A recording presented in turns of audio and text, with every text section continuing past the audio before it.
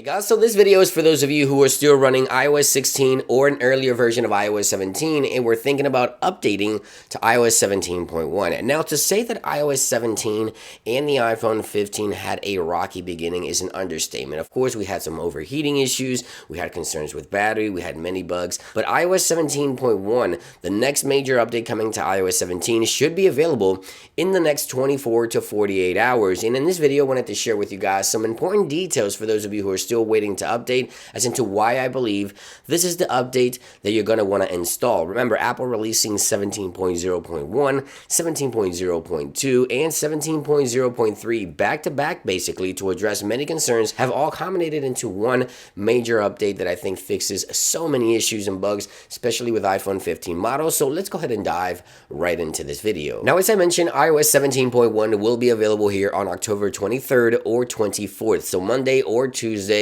Apple will most likely be releasing iOS 17.1. Now, my best bet is that Apple will release it tomorrow on October the 23rd around 1 p.m. Eastern Time. Apple usually saves Mondays for software releases. And again, this is the first major update coming to iOS 17 ever since the official release, 17.1, of course. Now, there's about 5 or 6 issues that I've seen Apple fix with this one. I've been using the RC, which is the release candidate, the software that Apple will release tomorrow to the general public.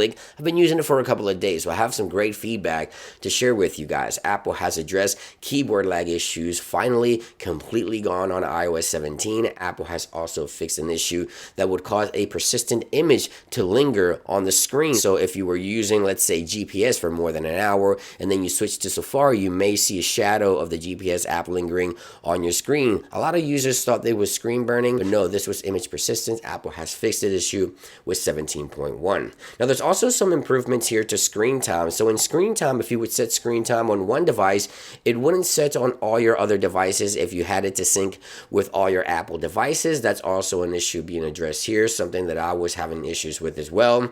Apple also addresses an issue. So if you created a custom ringtone or have purchased a ringtone, it wouldn't appear for your text tone option. So if you went to set up the ringtones that you just created or purchased into a text tone, it wouldn't be available as an option here for you to select. So that's something that Apple is looking to address here. There's also some issues being fixed here with specific location privacy settings, that these settings will reset once you transfer or repair a brand new Apple Watch. So Apple is fixing at least 5 or 6 major bugs here with iOS 17.1. And I also want to talk about an issue that a lot of you guys continue to report, and I've experienced myself, and that is when you plug your iPhone to charge in the middle of the night, it would randomly shut down for about an hour or two. I've experienced this myself. It hasn't happened since the RC that Apple released last Friday, RC2, and it looks like things are looking good so far. So there was 2 things happening here with the incoming and outgoing calls on your iPhone. The first thing is that when you get an incoming call, if you were on the phone with another person,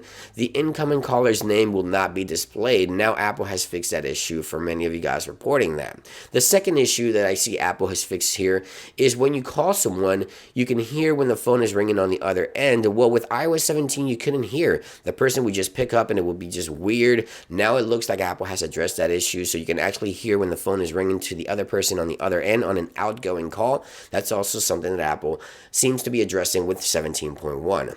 Now let's go ahead and talk about some of the performance, because a lot of you guys always ask in regards to performance, and I have to say, in comparison to 17.0.3, the performance has definitely improved. Apple is not slowing down the iPhone 15 with 17.1, but rather improving the performance. The single core score is 2,941, and the multi-core score is 7,167. In comparison to other versions of iOS, this has performed better than previous OSs. Now, let's talk about the battery. I know this is probably maybe the number one concern for most users when updating to a major update, and I have to say, the iPhone's battery on 17.1 has changed dramatically. I can get through my entire day comfortable. I don't have any issues and complaints in regards to battery performance on this device.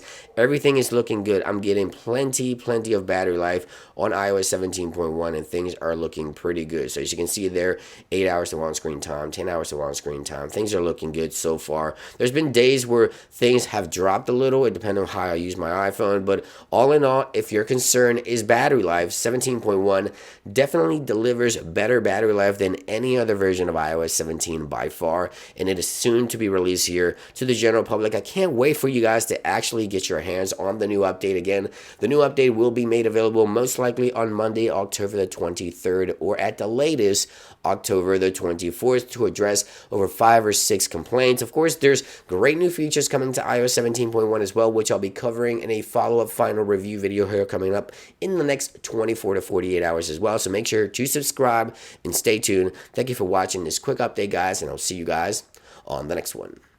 Peace.